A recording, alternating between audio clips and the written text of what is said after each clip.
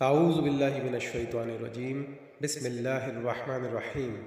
لال T V دیکھنے والے تمام مسلمانوں کو السلام علیکم ورحمۃ اللہ وبرکاتہ۔ نبی کریم صلی اللہ علیہ وسلم نے چوکھٹا خط کھینچا، پھر اس کے درمیان ایک خط کھینچا جو چوکھٹے خط سے نکلا ہوا تھا۔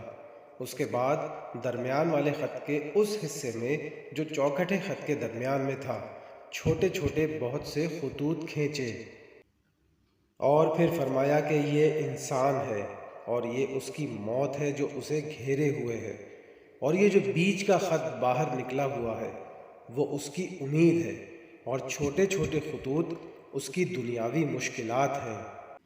پس انسان جب ایک مشکل سے بچ کر نکلتا ہے تو دوسری میں پھنس جاتا ہے، اور دوسری سے نکلتا تو تیسری میں پھنس جاتا ہے۔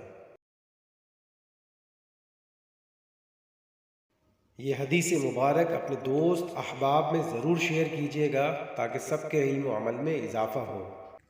ملتے ہیں اگلی ویڈیو میں ایک نئی معلومات، دعا یا وظیفے کے ساتھ۔